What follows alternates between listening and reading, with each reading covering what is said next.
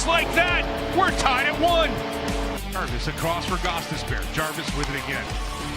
Now up front looking for Hall. Good stick again there by Savard. For the Canes keep. Now a chance up front, they score! Taylor Hall is red hot. His 5th goal in 3 games. And this one on the power play puts Carolina up 2-1. Late. Up for Jarvis. Jarvis has got Aho coming across. He scores! Sebastian Aho! And a beautiful feed from Seth Jarvis. This line has been fantastic tonight. And it's 3-1 Carolina. Hi, everyone.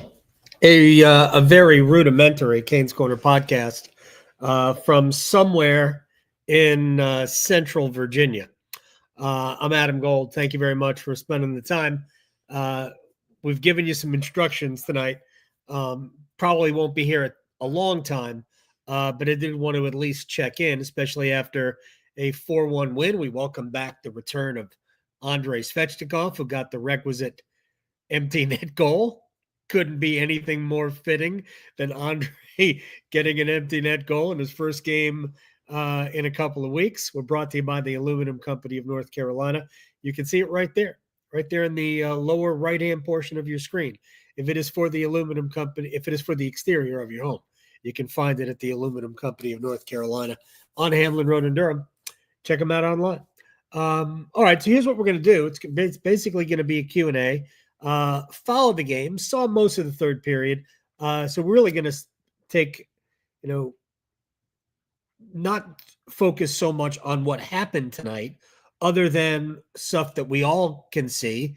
Taylor Hall scored another power play goal. The top line really continued doing what the top line has been doing of late, and that is creating scoring chances. And this time they potted a few. Truth of the matter is, I don't think Carolina really generated a ton other than the second period. But they did what they did, and they just limited Montreal to almost nothing till they got desperate in the third period. But it's as classic a Hurricanes game as you're probably going to see.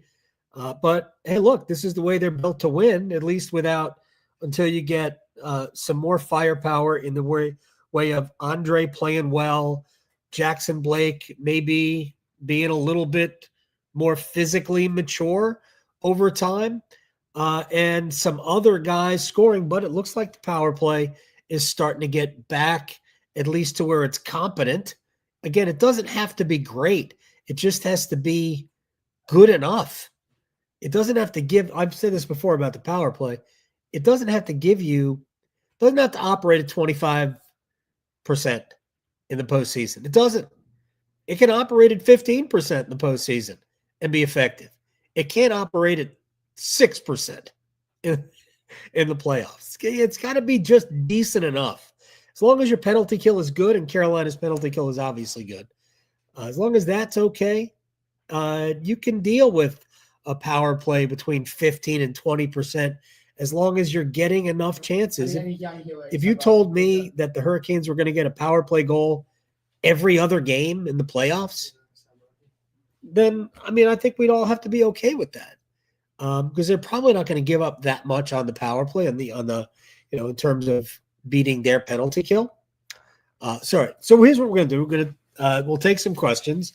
I have a couple of thoughts first, and then we'll kind of dig into the comment section. And again, we're not going to be here a great deal of time, but we will be back in full on Sunday after the game against the Islanders. First thing I just want to point out is just how close Carolina is to wrapping up a playoff spot.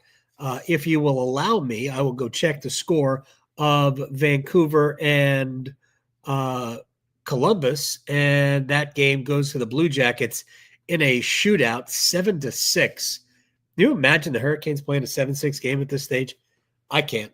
I can't even dream of a 7-6 game that the Hurricanes would play in at this point. So here's what it means. Washington still leads the division. Duh. We'll see Washington here on Wednesday. Carolina's second and very close to guaranteeing second place. The magic number the Devils are getting punked in Winnipeg. Last check, it was 4-0 Jets.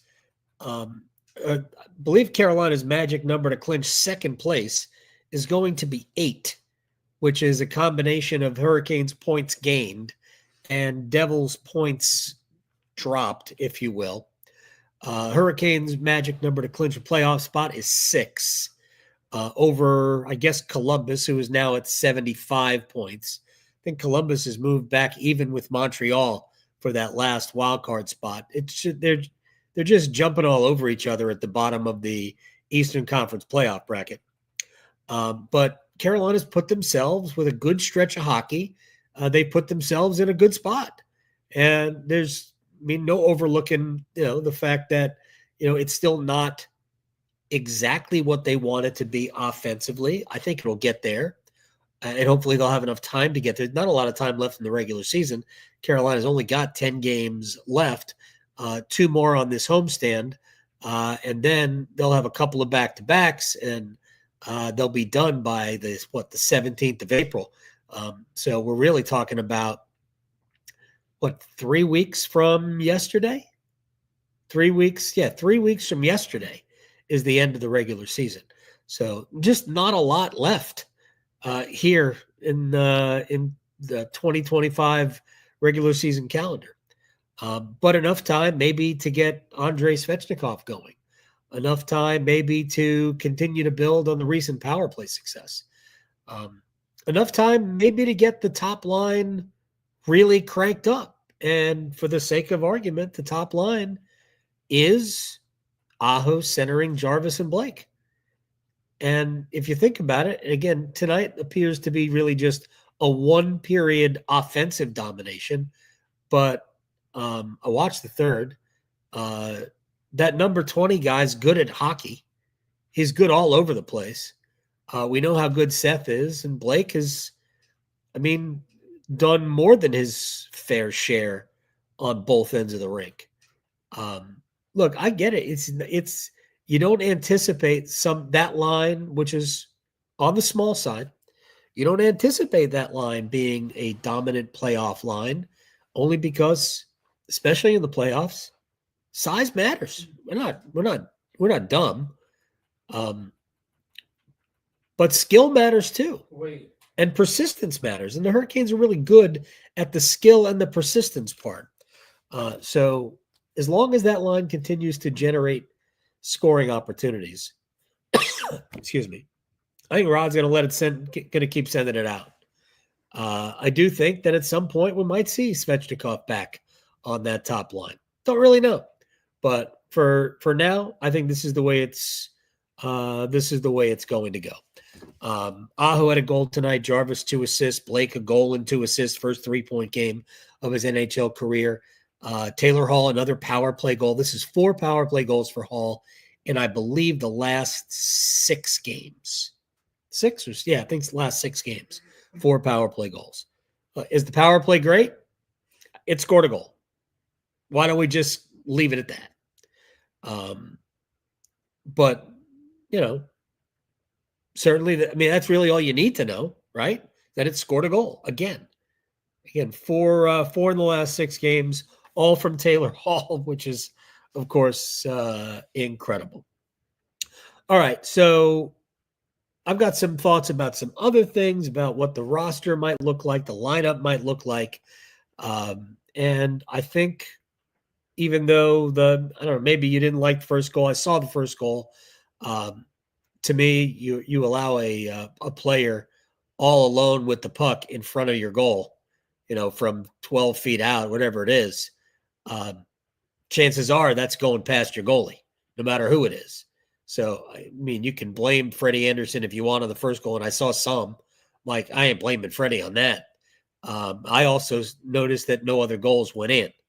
So, pretty good. Andersen has been great lately, and I said this to Tripp, said this to Corey Lavalette during the game against Nashville when I was there on Tuesday, that I kind of feel like Freddie Andersen is maybe nosed back in front of Pyotr Kochetkov to be the goaltender when game one of whatever the first playoff series is. So that's the way I look at it. I think Freddie has played well and a little bit better of late than Piotr. We've had two games that you'd like better from Piotr. But there's plenty of time here. He's going to get 5 more starts. And maybe Kochetkov can make another good, strong case for it. Maybe Andersen will kind of revert to the mean. But right now, I think Andersen's been slightly better. And I think Rod is more likely to go there than he is to Kochetkov. If it's even, I think he goes to Andersen, at least in game one, unless, as Trip will talk about, playing the mind games, maybe try to fire Freddie up a little bit by giving it to the kid and then seeing how Andersen responds. Braden Holtby, that's exactly what happened in the playoffs. I'm trying to remember who the goaltender was that they went to start the playoffs, but Holtby was their guy, but he didn't start the playoffs the year Washington won the Cup in the spring of 2018. Aiden Hill didn't start. Matter of fact, Hill was like the 4th or 5th goalie for Vegas. So, but I don't, mind games aside, if I know the head coach at all, and I think I do, I think he is more apt to err on the side of Andersen than he is Kochetkov if it's even. But right now, I don't think it's really been even. I think Freddie's got a little bit better of the play of late. All right, so we'll take some questions here.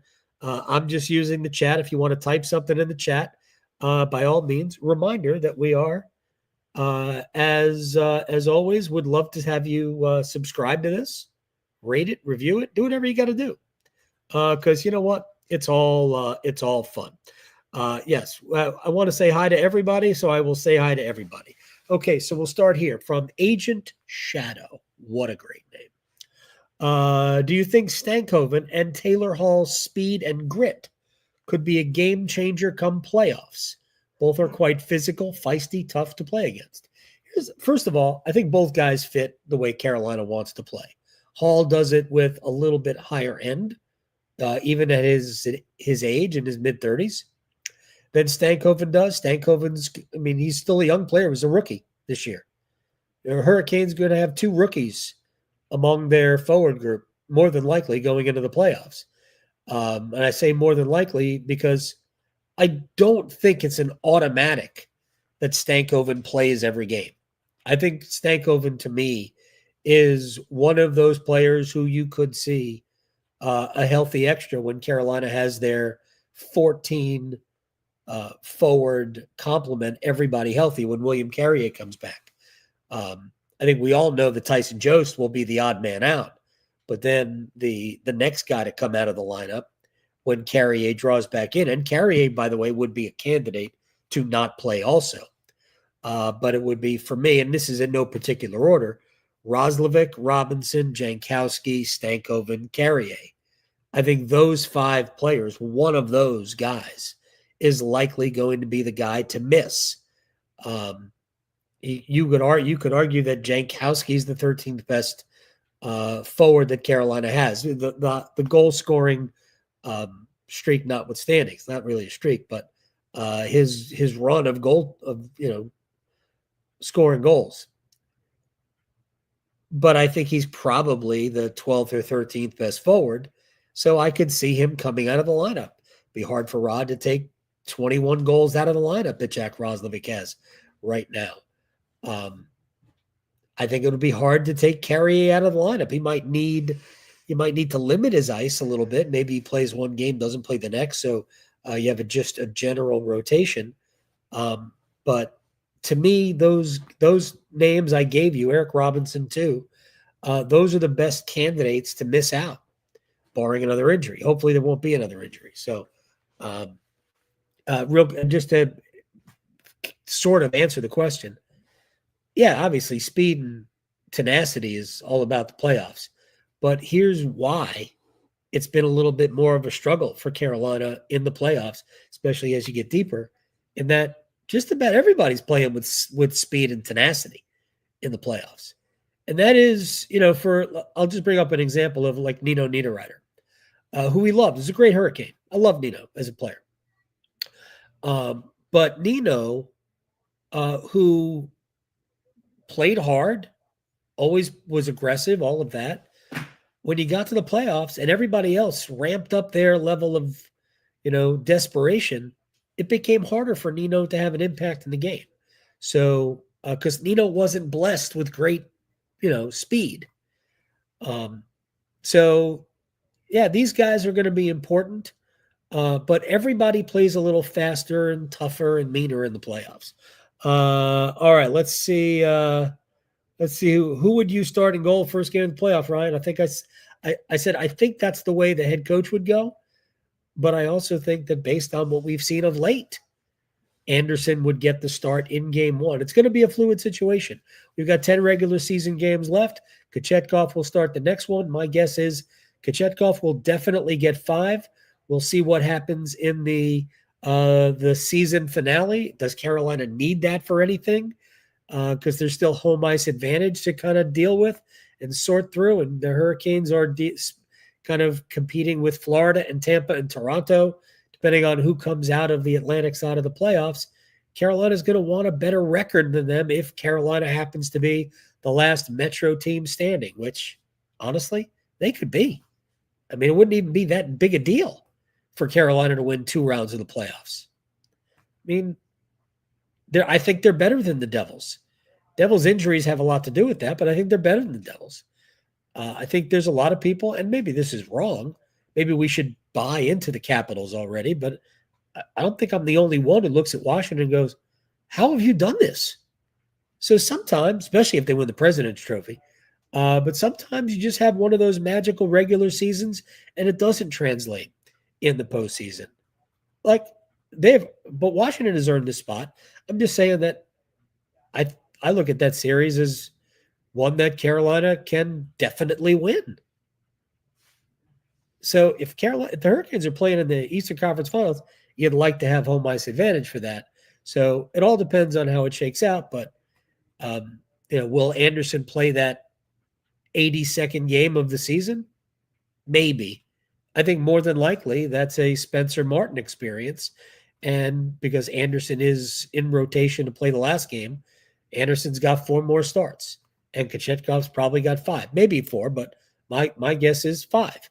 And Rod will give him that last, all these 5 games to stake his claim to the crease for game 1. But right now, I think it's Freddie right now.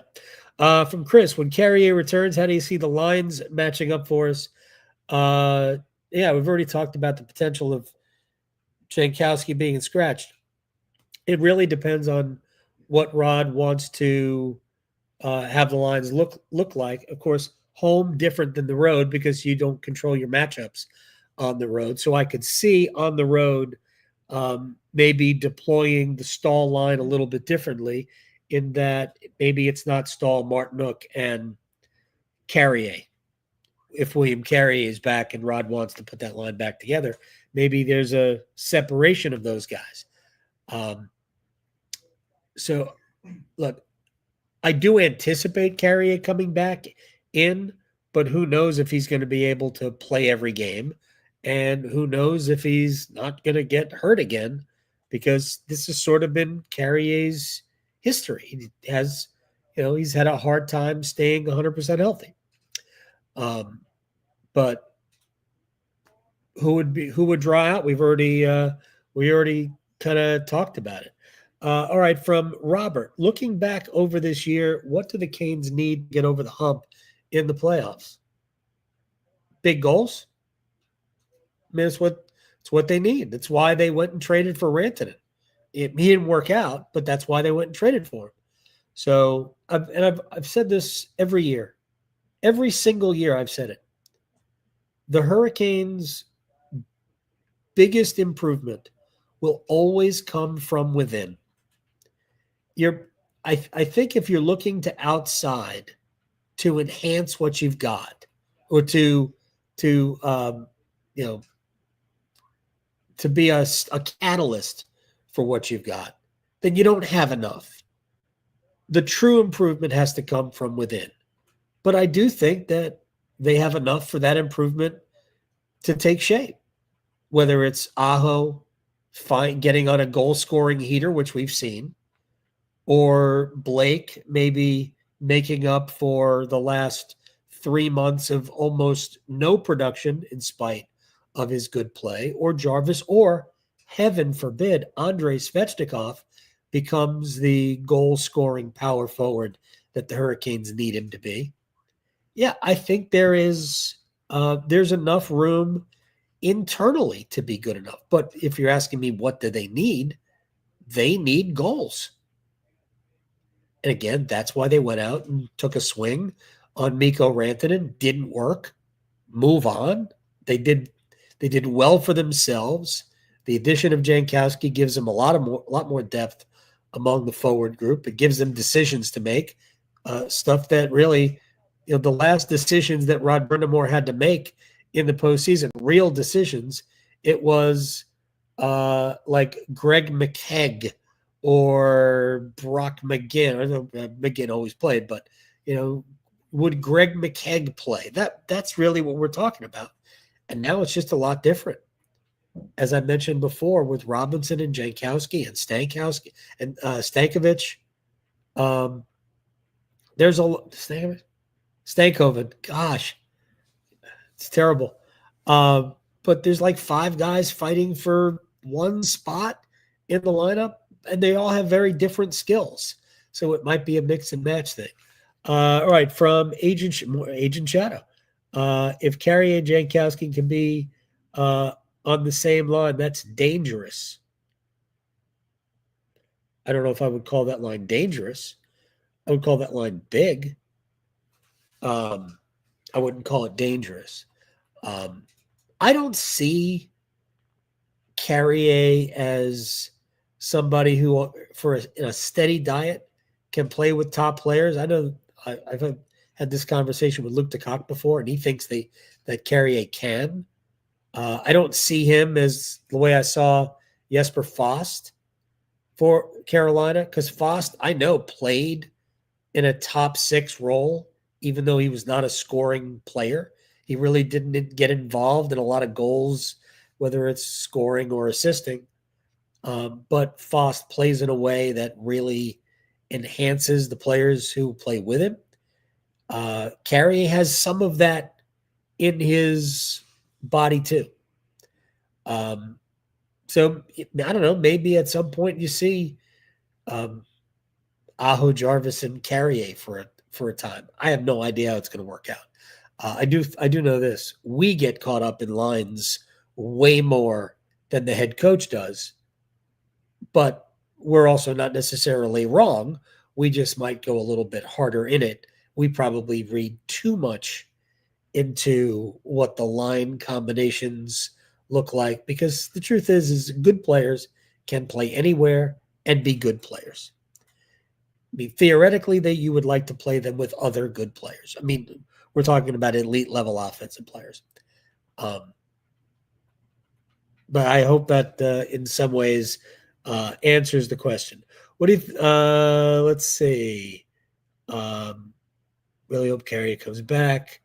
Let's see here. Thoughts on Stankoven with Staal and Martinook. I think it's similar to Jarvis with Staal and Martinook. So I think it can be effective. I think for the most part, I think that line has been effective. Stankoven is going to have to cash in some opportunities that have been presented to him. The Nashville game is very different if Stankoven scores either one of the grade A scoring chances he was set up with by the captain. So, I mean, part of that is on Stankoven for figuring out a way to score goals. It'll happen. I'm not criticizing the player, but there were great several weeks for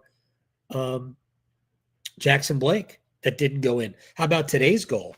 I mean, he gets credit for the goal because he was the last Hurricane to touch the puck, but it pinballed in off of 2 skate plates and then somehow got past Sam Montembeault. So, I mean, it's a fluke goal, but maybe that's all Jackson Blake needs to really get going. Let's see what other questions. To me, lines of Blake, Hall, KK, Svech. Yeah, I think Svechnikov will end up back with Kotkaniemi and Taylor Hall. I think that gives Carolina their best chance at two good scoring lines. Two things need to happen, though. One, Jesperi Kotkaniemi has to be the best version of himself, and we have seen it off and on for the last 2 months. More on than off, but too much off for to be really successful and to be really trustworthy. Look, I know what Rod said after the game the other day, that the reason why he put Jankowski on that second line was because he'd only played 5 minutes. That was true. But I also think that Rod wants to kind of light a fire under Kotkaniemi. Like, look, you can't make mistakes 3 or 4 times in a game. I need you dialed in. I need the best of you, because while he's not a consistent player, the best version of Jesperi Kotkaniemi is the best chance that Carolina has of having a second line center. Now, I'm not going to get into any sort of an argument about this, but the truth of the matter is that right now Carolina's got a 1 in Aho, and they've got a 3, whether it's Kotkaniemi or Staal. They don't have a 2. But the best chance they have of replicating a second line center is the best version of Kotkaniemi. And we just need him more consistent. There's some talk about Stankoven being a top 6 option. I don't see that right now. Not now. I don't see anybody in the top 6 I'd play him over if we're putting Andrei back in the top 6, and I think that's where Andrei's going to go. Stankoven doesn't play over Blake. He certainly doesn't play over Jarvis. And he's not playing over Hall. So if Logan Stankoven right now is playing in your top 6, I don't think you're good enough. I think, especially when you watch what Carolina's top line has been doing, I think you leave them alone. If you need to add Andrei to it, then you do, but whoever comes off that line should go on the next one, should go on the Kotkaniemi line. All right, let's get a couple more things in here. Daniel, do you think Foss could ever return? No, I think his career is over. So sucks, because I love Foss as a player, but that's why you have William Carrier. And let's wrap it up here. Silky says we need Nikishin now. We'll have 2 more questions. Orlov is a liability. We're going to have to get over this, people. Dmitry Orlov is not the liability some of you think he is. I'm not sitting here saying he's great by any stretch of the imagination, but he's not the liability you think he is. And Alexander Nikishin going from the KHL to the NHL, the likelihood of him being better than Dmitry Orlov isn't great. Just isn't. So in order for the Hurricanes to get the most out of this season, barring an injury, I think the group of 6 you've got right now is the group of 6 you're going to go forward with. But what these 2 young guys give you are options if you need them. But I think they're mostly in case of emergency break glass. We need to get over the Orlov hate and the Burns hate. Burns has been good. Orlov, I'm not going to say that he's been good, but he's been better than I think most of you think. But I understand, man. We've seen too many mistakes. But just because we had mistakes, some weeks ago, doesn't mean we still have them. All right, final question. How similar is Blake's long-term trajectory to Jarvis? Well, real quick, Jarvis is a significantly better player, like 3 times better than he was as a rookie. I will say this. I think Blake is a better offensive player in year 1 than Jarvis was in year 1. Jarvis's jump in all phases of the game was amazing by year 3. And even in year 2, where he took a step back offensively, I thought he was a better player. If Blake can make the same level strides, then you've got a dynamite player. I don't know if he's going to be as good as Jarvis, but I think he's a little bit more creative offensively. Jarvis is just a better penalty killer. To me, Jarvis will stay ahead of him, but Blake is trending absolutely in the right direction. All right, we got to go. I am Adam Gold. This has been the Canes Corner podcast, brought to you by the Aluminum Company of North Carolina. Thank you very much for doing this. We're back on Sunday after the Islanders, full force. All right? Cool. Good win for the Canes.